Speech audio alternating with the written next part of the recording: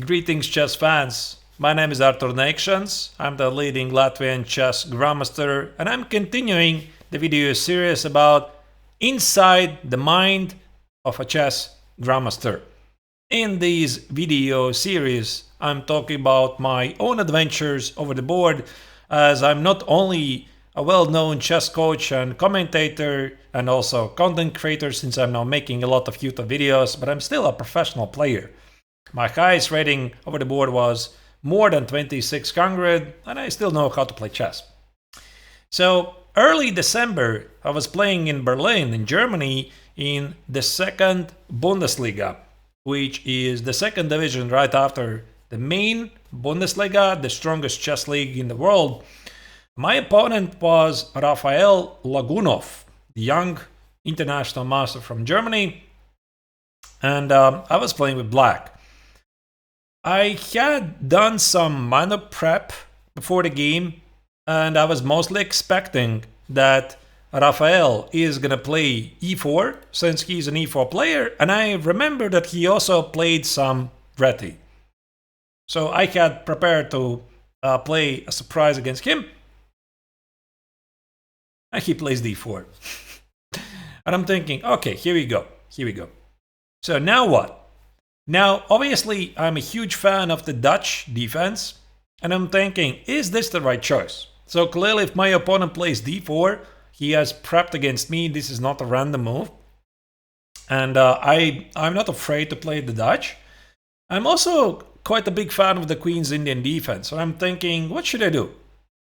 So I decided to follow my plan that I played the previous day, that I want to try new openings that I have not really played before, and also since I've been coaching Levy quite a bit, there's a couple of systems I always thought I would be curious to try them out myself. So I decided to play d5.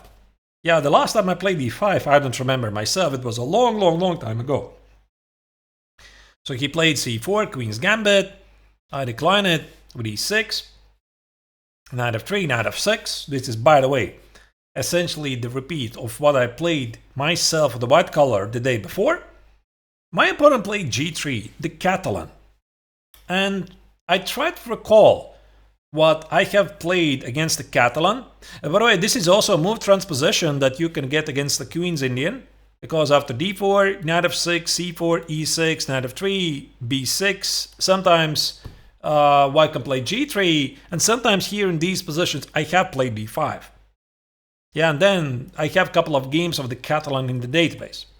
But with this move order, first time I think, and I'm thinking, yeah, I have definitely played some games with bishop b4, check on bishop d6, but there's something that really made me curious, because I didn't really prep for this game for a too long time, but I noticed that Rafael mainly plays correct, solid chess. So he's not really going for super sharp continuations, and he's avoiding some mainstream theory. I mean, he still plays good theory, but he's avoiding some very sharp chess. And I thought, okay, listen, maybe it's not a bad idea to include d-Neiksans on c4. And I am not going to say like I'm a big expert in this line, but I think that d-Neiksans on c4 is quite sharp. And if you're playing d4, you expect the Dutch, you expect the Queen's Indian. This is the line he has not prepared against me, right? And it's also a sharper line. So yeah, I played it and I just want to see what he's going to do. So the big idea is to hold on to the pawn on c4 for the time being. So he played bishop g2. Queen a4 here, I don't think this is like dangerous at all, because I can play knight e7 and I want to play a6 b5 quickly. So one of the core ideas of these positions of the Catalan, if black gets the bishop on b7, he has no issues. Like for example here, I play b5, I want to play bishop b7, let's say queen c6 doesn't stop anything, I just go here, and the bishop f4, I'm not even sure, to be honest. I think knight e5 is just good, kill the bishop and defend the pawn, but even something like this also makes a lot of sense. This is a pretty common pawn sacrifice. Here, rook c2 or bishop b4, knight e5, black has a lot of fun. So my opponent obviously didn't play queen a4 because then I immediately solved the problem of the so-called Catalan bishop on c8. He played here. Now I played a6, which I think is slightly more accurate than knight c6. Knight c6 is a slightly different idea. Black wants to play rook b8 and play b5, but now white can play queen a4. And the difference here is I'm not anymore having the possibility to play knight e7 and play a6 b5, so this leads to some standalone lines. Also, he's trying to play knight e5, I play bishop b4 check, he plays bishop d2 and whatever. Yeah, there's a big theory. Knight e5 is moved here, there's also bishop goes here, he can take it, he can play knight e5, you name it. But that's why I like this move a6 a bit more, because it just eliminates queen a4 idea altogether. So he went here. I now play knight c6, b5. To be honest, I don't remember really why this move was not really that great. Maybe it's a possibility. The point is after knight e5 I can play knight e5. But I decided to play knight c6. And I knew that the main line here is e3, which feels maybe odd to you, but the idea is to play queen e2 and hit a pawn, because he can't play queen c2. I mean, he can play, but it's gonna cost him a pawn. So he played e3, and he wants to play queen e2, and there's this line after rook b8, queen e2, I play b5, and I knew that he has two continuations, that he can play either b3, takes, and typically these positions white is somehow having a full compensation because of the open file and e4 threat and whatever. But I mean, a pawn is a pawn, yeah, so it's not really that obvious. But the second idea is that here he has after what was it? Yeah, here instead of queen d2 he has knight e2. Another idea that the pawn on d4 is protected, he wants to take on c4 with the knight. I can no longer play b5. My knight is hanging. And now this leads to some fascinating lines. After e5, he takes it, take on e5, knight g4, he goes, whatever. I really don't remember the theory like this, and there was a h5 at some point. So it's very sharp, big theory. But I thought, you know, at least I can play the other move, I can play bishop d7. And if he tries to do the same lines, I can just play bishop d6, queen d7, show castle, and just toy with the idea to play e5. I mean, how difficult can it be? So I'm going to figure it out. So what happened, he suddenly played bishop e3. And he played it very quickly. So, I mean, needless to say, I had never seen bishop e3 in my life. And I'm thinking, okay, now what? Right? So I'm thinking, okay, if I now play rook b8, he probably wants to play queen c1, protect the pawn, and hit the pawn on c4. So this is one of the perks of playing bishop e3, the c1 square is unavailable, and now b5 just makes no sense, he plays b3. So I cannot take it, the knight is hanging, and if I play something like bishop d6, yeah, I mean, actually, who says that he's going to take it here? Maybe he plays knight e2 first. Again, b5 is going to be b3, and after the show castle knight c4, I can forget about e5. And I think I need my pawn play at some point. So that's what I thought. Okay, listen, but bishop e3 is a very committal move. How about I play knight e5? And I didn't really know any opening theory here. I just thought, I mean, this move makes sense.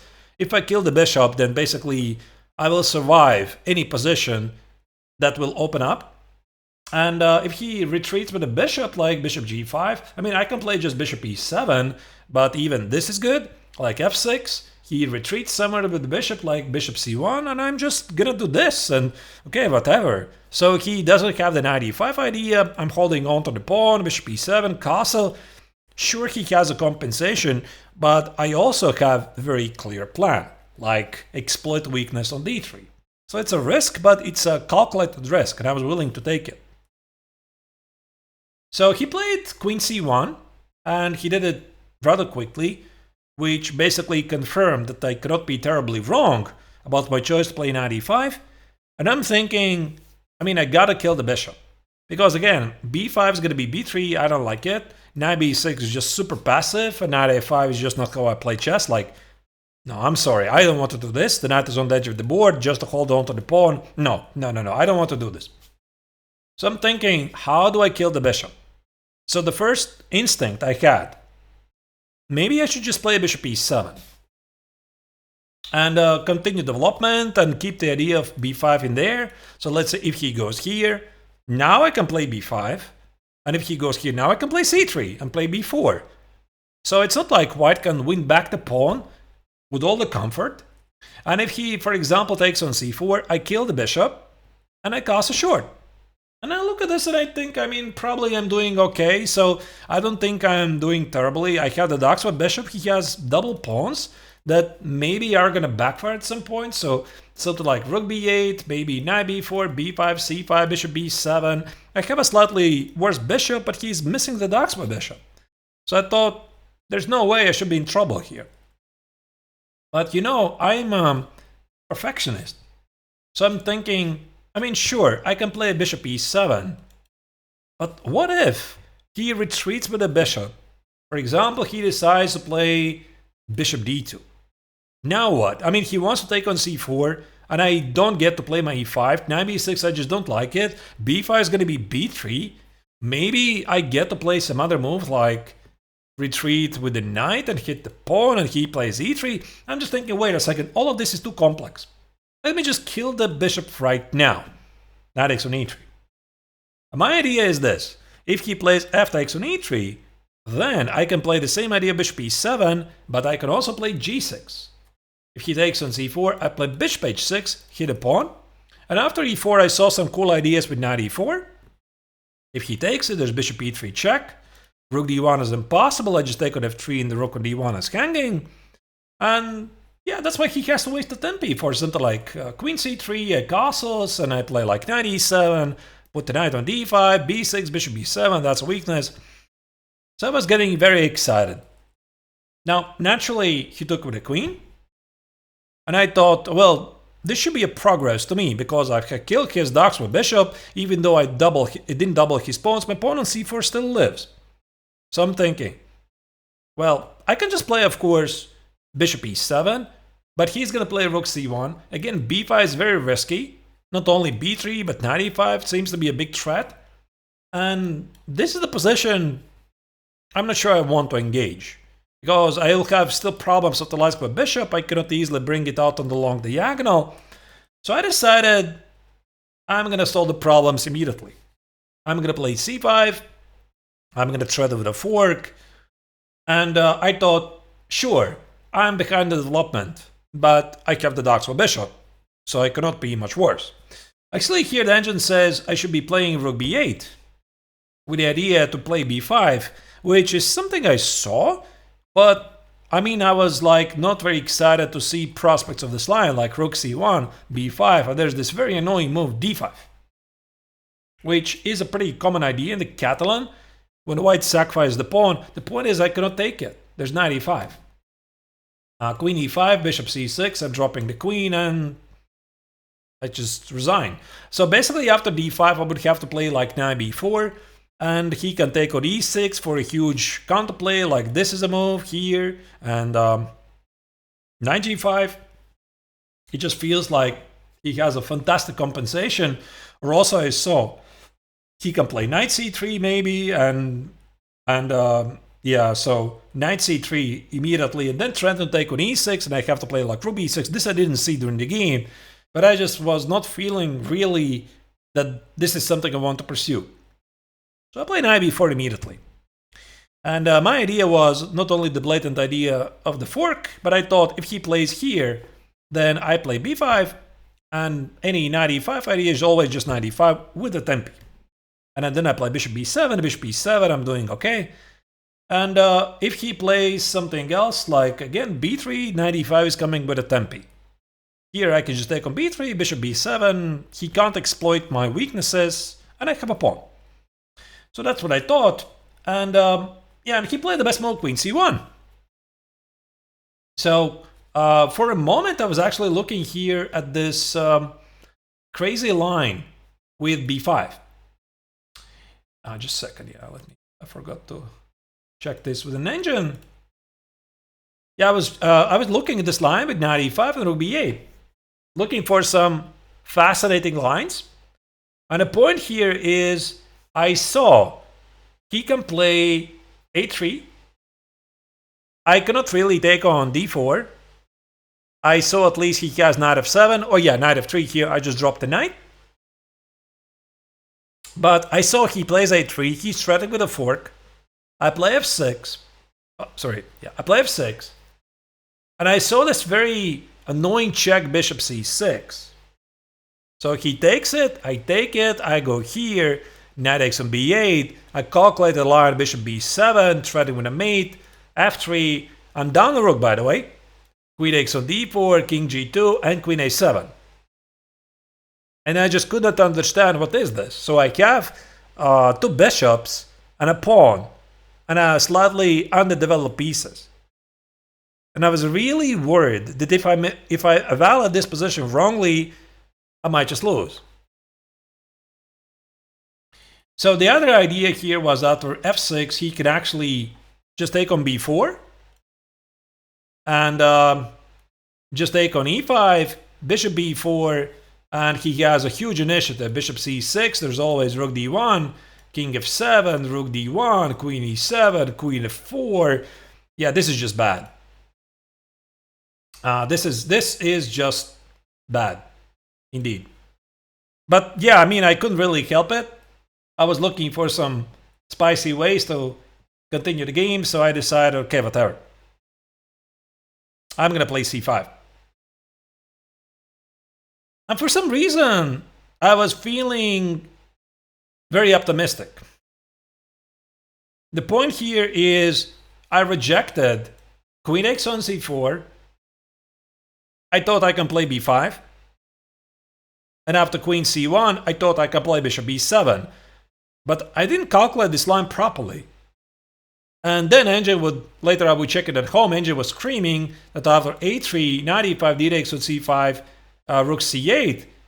For some reason, I just misevaluated how strong is this position for white. I just thought I have a big activity, but actually I have nothing. I'm just down a pawn.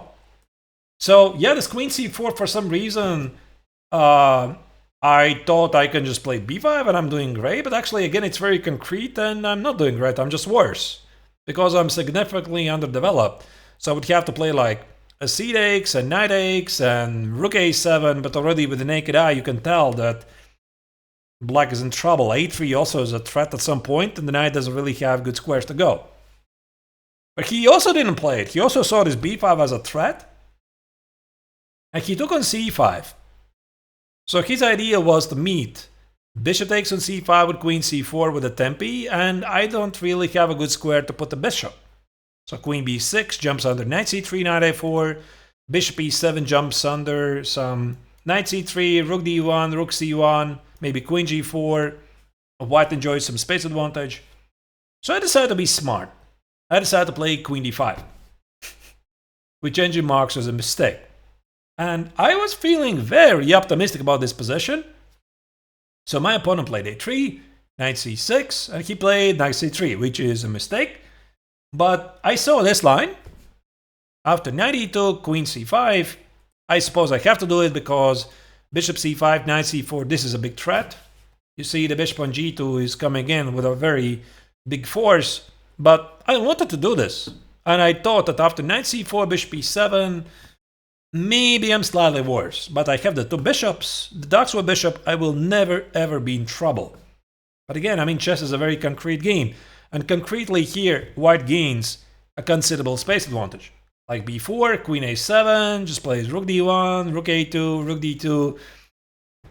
I have massive problems with my development. So this is what happens when you over-evaluate the importance of the two bishops. And I'm a strong believer of the bishop pair. That I knew I'm behind in development, but I thought the risks I'm taking, they're gonna pay off. But again, he missed it. He also thought as me that black is doing okay in that position.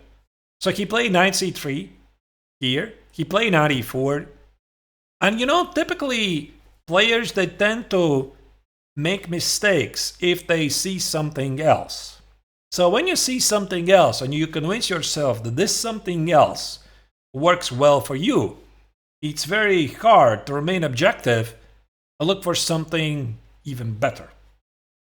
So he played this. He played rook d1. So his idea was to threaten to play knight e6 at some point. And I was thinking, yeah, if I play bishop e7, he probably is going to play knight e6. Can I do it with a comfort and play e5? So he would play knight e6, takes, I would castle, and I'm playing bishop e6, I'm protecting the pawn, I have no weaknesses, I'm doing great, I'm beautiful, etc. Yeah, but the problem is, he doesn't have to play knight e6. He can play knight c3. Yeah, when I saw this, I immediately realized this is very dangerous. The knight on d5 is a monster, the pawn on c4 is dropping. There's no way I can do this. So just play bishop e7, and I thought, okay, fine. If you're going to play knight e6, you're going to play knight e6. And I'm doing okay. And actually, more than that, he has problems to recapture the pawn on c4. Like, how is he doing it? Because if he plays knight e4, I play queen c5. Yeah, this would be, by the way, fantastic Catalan position to white. Take on c4, rook c7, strong bishop. But again, chess is a very concrete game, and rook on d6 is in trouble. Knight c6 is queen d6. Also, I saw he can play like knight e2, but I play again the same idea, queen c5, knight c4, he's just overloaded. Yeah, the rook on d6 is positioned very unfortunate. And queen g5 feels like white is getting away. Knight c4 drops the queen, queen c4 is queen e5, there's knight f3. And he's dropping the queen. I mean, okay, even f6 probably is a move, but I mean, this is not working. So he decided to play knight e4 instead. I took it here, and he has to take with the rook. Because if he takes with the queen, I'd collect the pawn on b2, the rook on a1 has no good squares, rook a2 is queen b1, he suddenly has some background issues.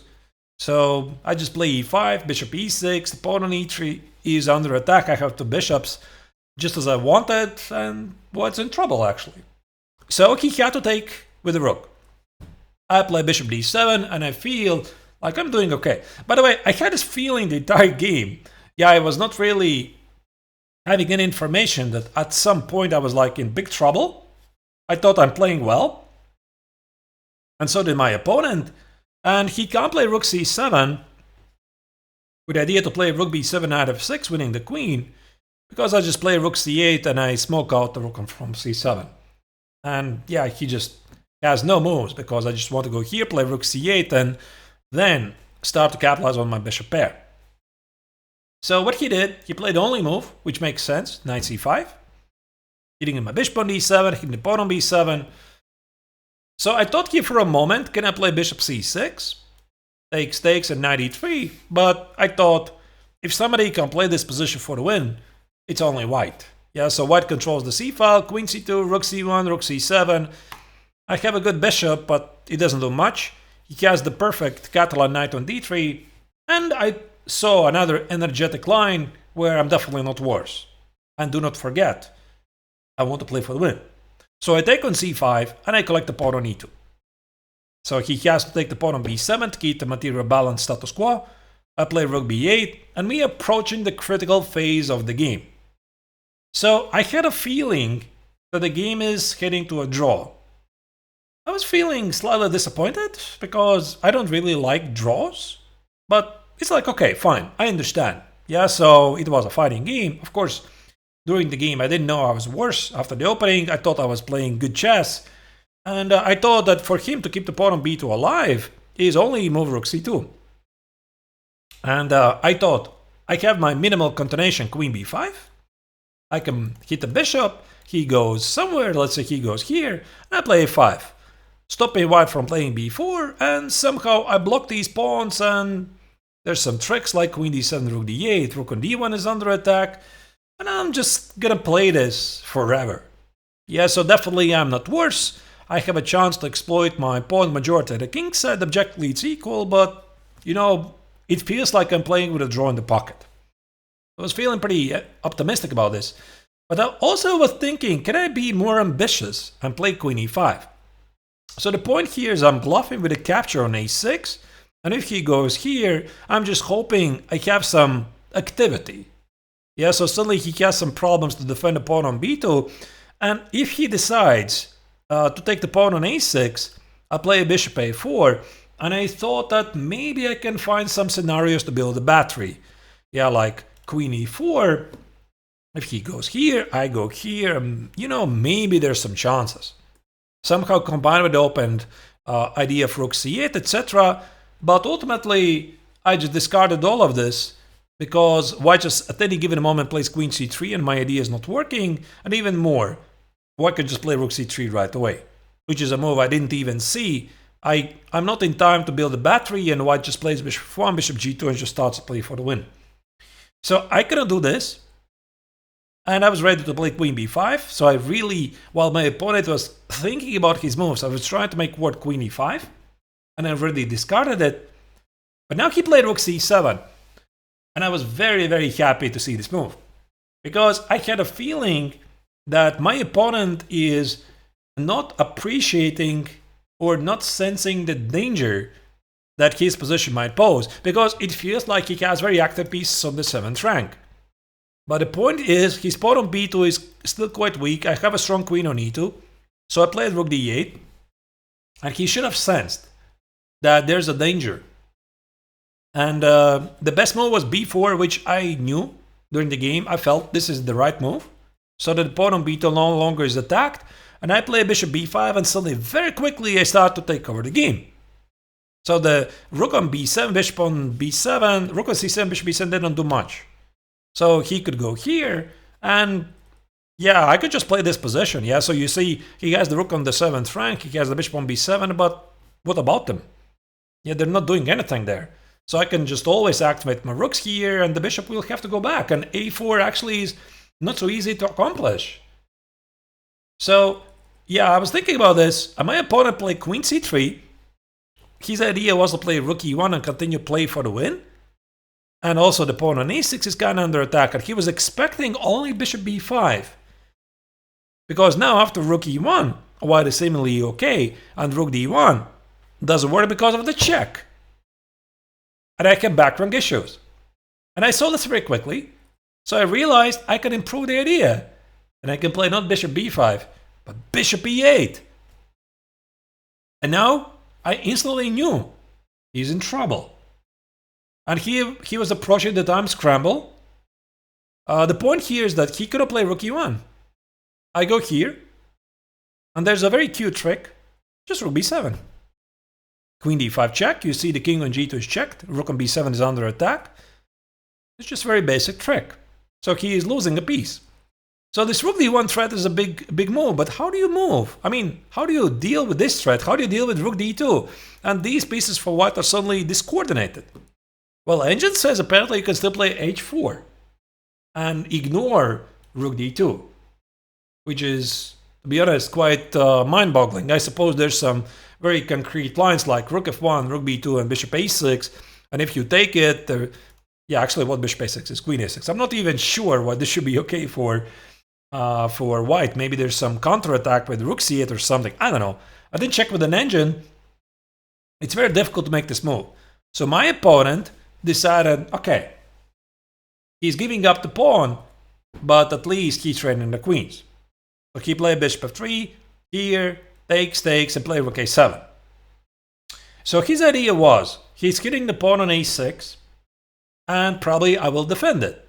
Like, if I go back, he goes here, and let's say I go bishop b5, trade here, rook b1, maybe it's actually not so bad for white. He's going to trade these pawns, pretty much inevitably, trade pair of rooks, and we have a theoretically drawn endgame 4 against 3, which of course I can play for the win, but it's objectively a draw. But I saw that I have a very strong rook on the 2nd rank, and naturally I don't really care about the pawn on a6. So I want to carry out rook d2. But I cannot do it immediately. He goes here, I have backrank issues, and there's bishop c6. So I'm thinking I should make a window for my king, but how? If I play g6, he takes it, he still plays rook a8. So that's why I realized I need king f8. So the point here is that now I want to play rook goes here, and then the rook a8, I will play king e7.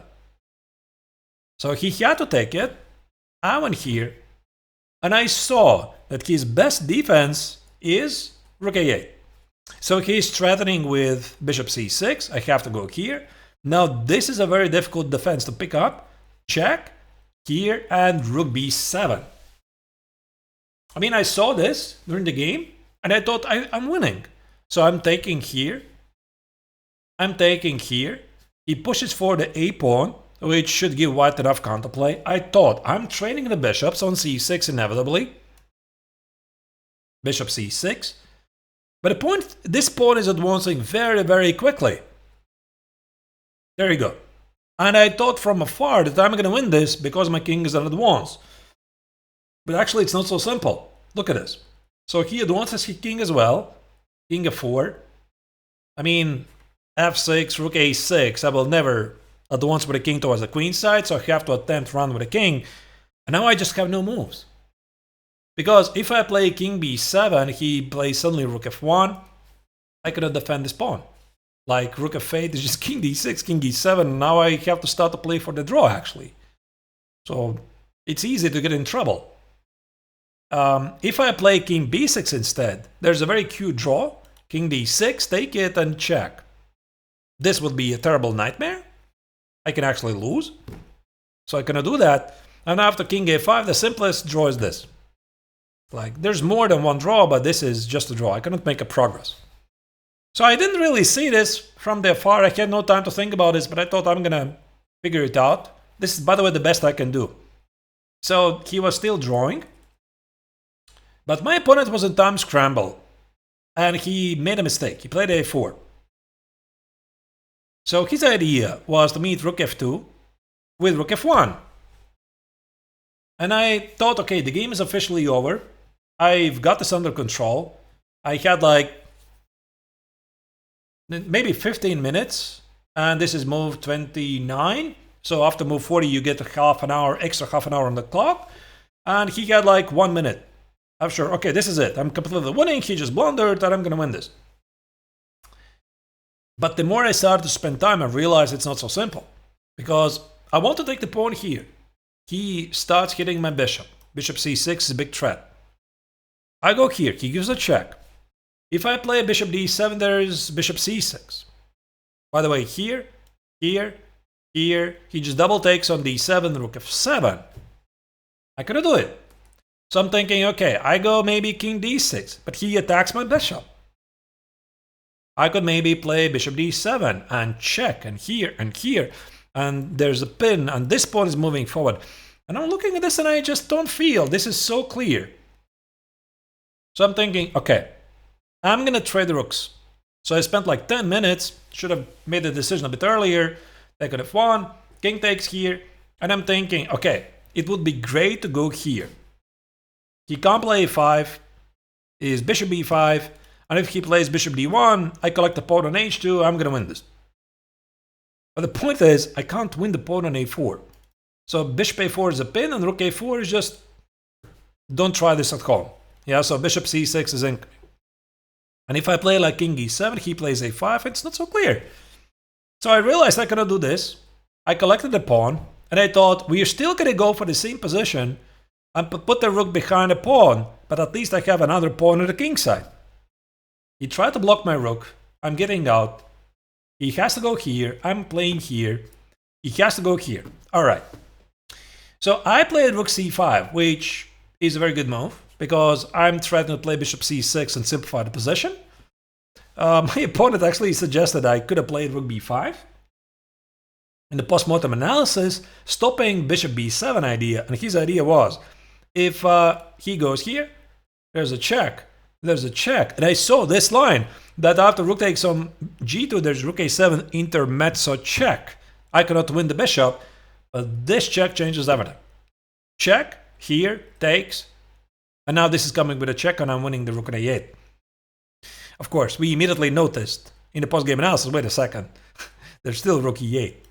It's just ridiculous, yeah. I mean, both of us, we missed it, so it's possible to miss it, but I'm still have to play rook c5 with bishop c6, and if he plays like a6, now I play bishop c6, takes, this rook is imprisoned, a7 here, and I just want the pawns. With this rook, it should be winning. This rook is completely tied, it cannot move anywhere. He can keep the pawn on a6 if he wants, but the rook on a8 is not doing anything. So, in order to stop this, he he played bishop b7. So that to me, bishop c6 with a6, and I can never take on b7. Smart. So I have here like 6 minutes on the clock, move 34, and I'm thinking, well, the first choice, I cannot play bishop c6, there's a6. Can I do this? Hit the rook?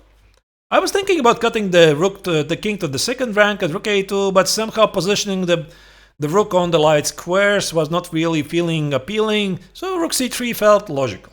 Also, it hits the pawn, puts the rook on the other square as this bishop. He goes here, I go here, a6, and I play bishop b5.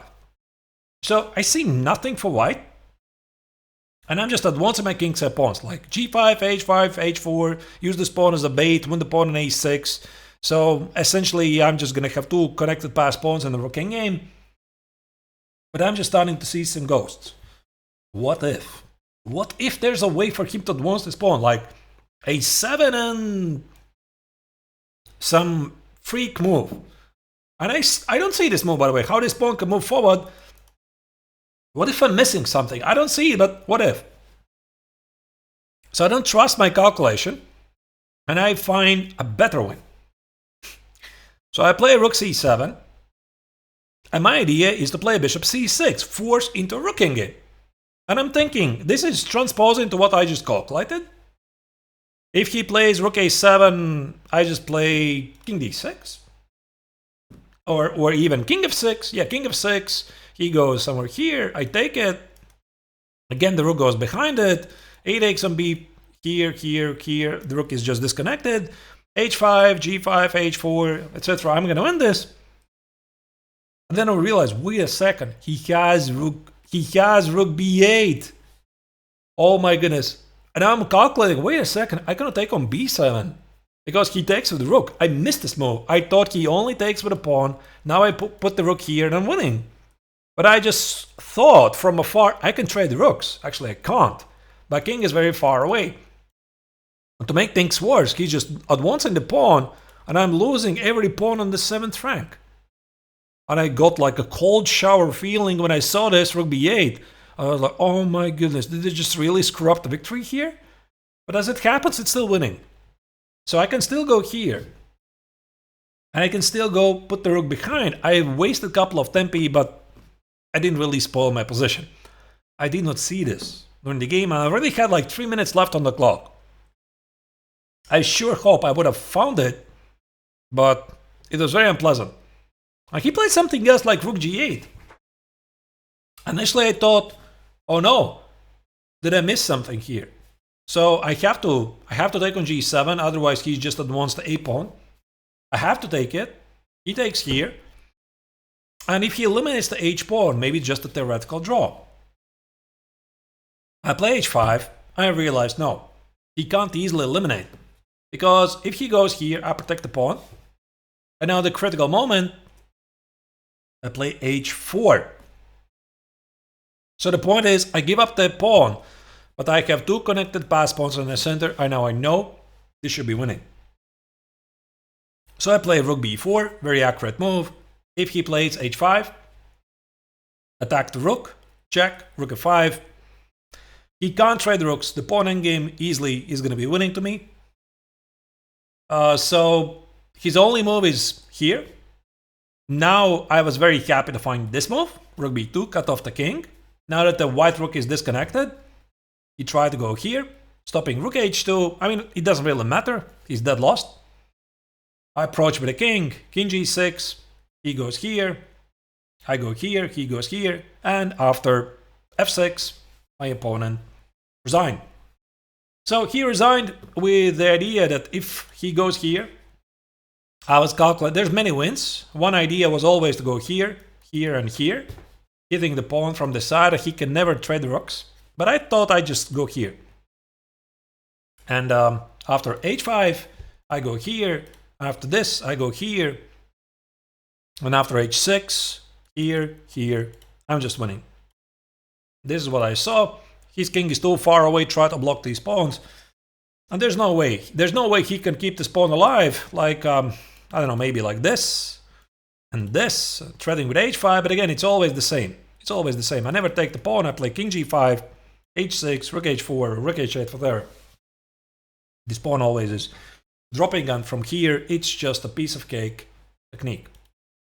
So that's it. This is how the game finished. And my opponent resigned, and this meant that I had scored 2 victories in the weekend, 2 points out of 2, and regained 5 lost rating points. If some of you are following my adventures in the past couple of months, I had a terrible World Chess Olympiad in Budapest. After round 4, I was minus 20 points. And now I have decreased this huge loss only to minus 5. Yeah, I'm slowly climbing back. Now my current live rating, I believe, is 2566. Would be great to get a 2570 margin again. That's it. So if you enjoy the game, please do not forget to press like and also write your comments. How did you find the game? Do you feel the same as I did after the opening, when I was slightly I lost my voice almost. When I was slightly underdeveloped, I had a bishop pair. Did you feel I was doing all right? Or you also sense that I was in trouble? I didn't sense I was in trouble. I thought I was always okay. But then I checked with an engine proved me otherwise. Now I agree. And of course, if you like my content in general, do not forget to subscribe to my channel, as this will allow for me to create more content on my YouTube channel. Thank you for watching. I'm signing off.